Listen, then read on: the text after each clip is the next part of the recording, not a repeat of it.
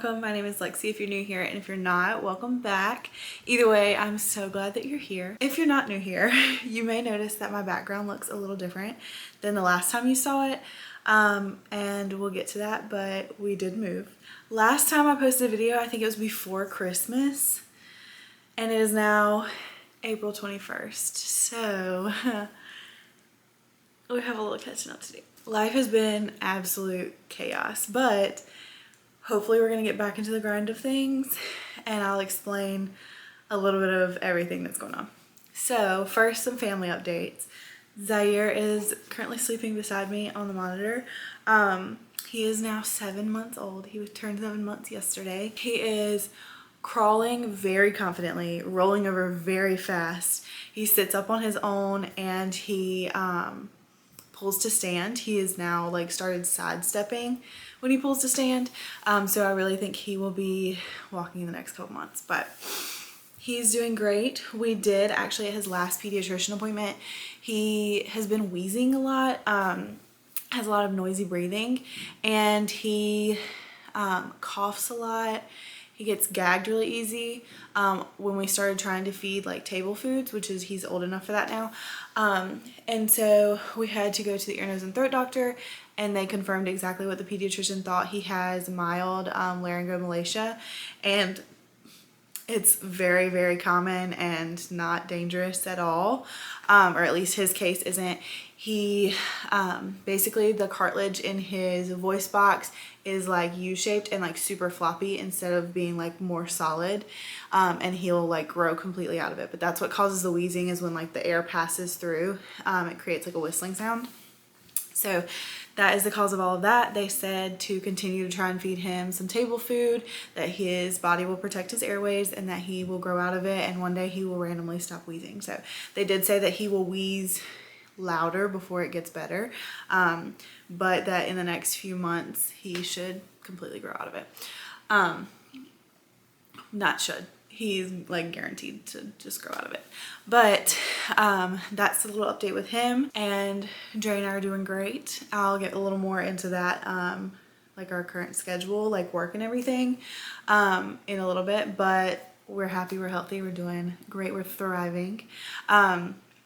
So let's just get into the changes that have happened. Last time you saw me, I was getting my master's degree in business administration, and I was in 2 classes, and they were accelerated program classes. So they were very, very compact, lots of information. They were also master's level, and I don't have any prior business experience. So they were already very difficult.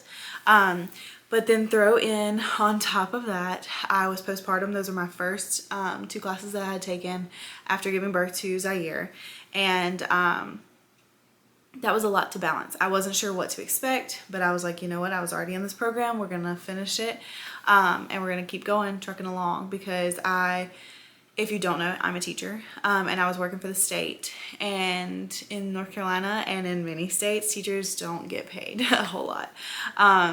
It's an okay salary and okay benefits, but for the amount of work that you do, you don't get paid enough.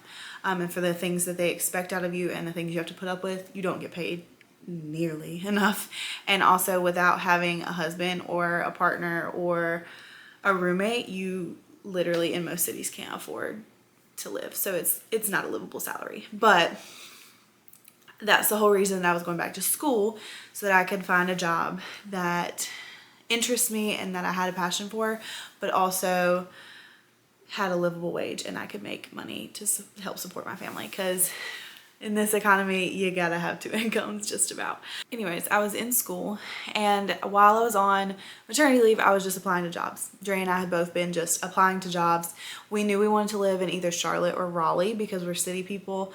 If we stayed in North Carolina, that's where we wanted to be. So we're still not 100% sure that we will stay in North Carolina long term. We're gonna see how we like where we're at, and just kind of play it by ear. But I got a call back from a contract teaching agency, and I wasn't just applying to teaching jobs. I just happened to also be applying to contract teaching jobs.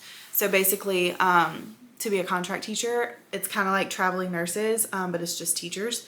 And I know they really do it in special ed. I don't know if they do it in any other areas. I'm sure they do, but mine only does special ed as far as I know. So the contract agency that I work for is actually a healthcare agency that also contracts special ed teachers. So basically, if schools are struggling to fill positions, they contract with these agencies to fill the positions until they can find someone. So it's a little less job security, but it was a $16,000 raise.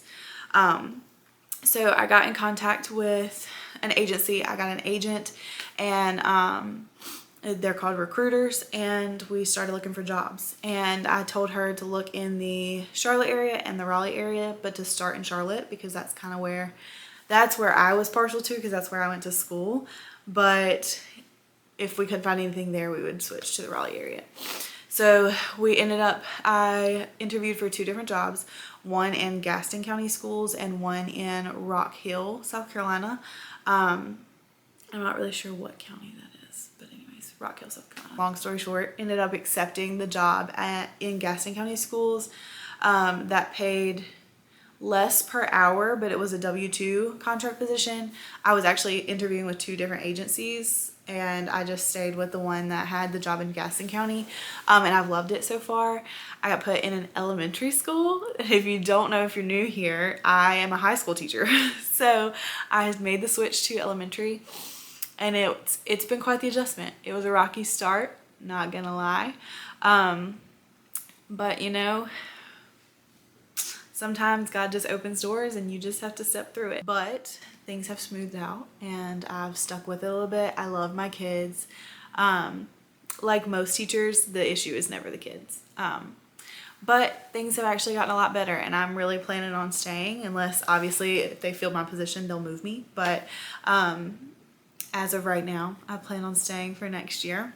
So I interviewed for that job and I was offered that job. I interviewed at 1 p.m. on Friday, was offered at 4 p.m. on Friday, and needed to accept the job by Wednesday the next week. On that Wednesday morning, I was talking to Dre because they said, hey, we need to know by 1 p.m. today. And I was like, what do you want me to do? Like, again, it's a $16,000 raise. It's a great opportunity, but we will have to like pick up our family and move 4 hours away in the middle of the school year, and you don't have a job, we don't have a place to live, what do you want me to do? And he was like, just take it, we'll figure it out.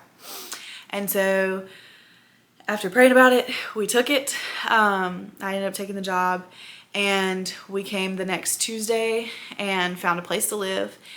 And then Dre had a job interview. He ended up getting transferred from his old job and got the job at a car dealership. So he's working 2 jobs right now, which is definitely unsustainable, because he is working like 13 to 16 hour days every single day, just about. And so it's been chaos.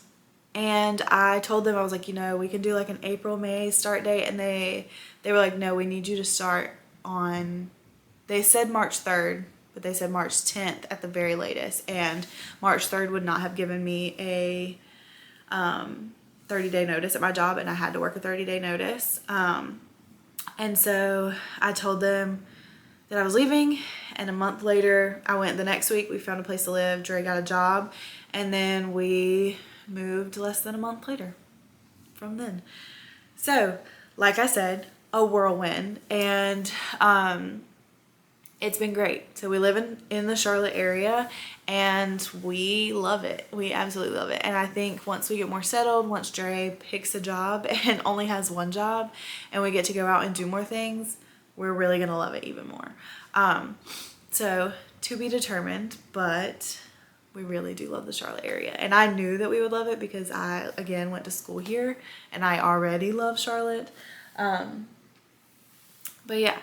So when it comes to content, you guys know with the TikTok mess that happened, ban, unban, all of that, CapCut also was banned to start for a little while, and I got out of the habit of editing because of that, and wasn't really sure what software I was going to use. because I like that CapCut has just what I need, and I'm not like, I know how to use it. It's very user friendly when it comes to like, in the terms of video editing, as user friendly as that can be. When I realized we could use CapCut again, I started editing, and a lot of the features like continuously have started to disappear into the CapCut Pro and are no longer part of the free editing. So the last video that I filmed, I completely edited the whole vlog.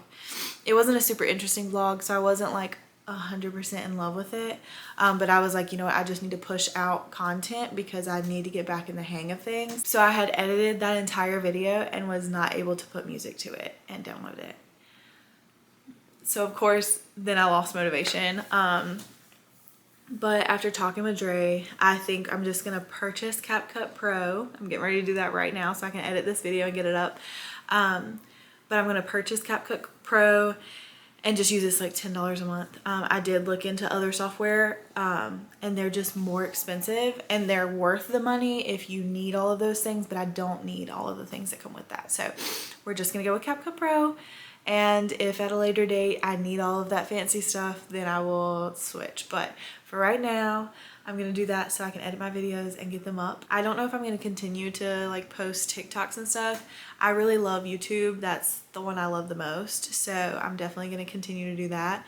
And maybe just post TikToks when I feel like it. But yeah, so when I tell you, I have literally filmed like 8 to 10 vlogs since the one I posted, and I've just decided to scrap them all because it's taken me too long to edit them. I don't have the motivation to edit them, and it's easier for me to just scrap it all and start from right now than it is to try and edit all of that until I can get up to date with my vlogs. So I obviously keep it for the memories because that's part of why I love what I'm doing, is I can look back and see the memories and stuff, especially now that I have Zaire. But yeah, that's pretty much the life update. I rambled a whole lot. I'm like almost 16 minutes of rambling at this point, so I'm definitely gonna cut out some pieces because nobody wants to sit here and listen to me talk for 16 minutes.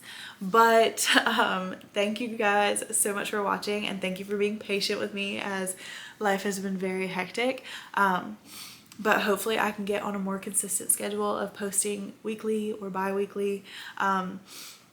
But it is currently spring break, so I'm getting ready to start a vlog for that, and summer vacation is coming right around the corner, so I will definitely be able to vlog more and have more time to edit and all of that as we get into the groove of summer vacation. And we have some fun vacations coming up. We're going to Vegas in June and to New Orleans in July. Very, very excited for both of those trips, and I will catch you guys later.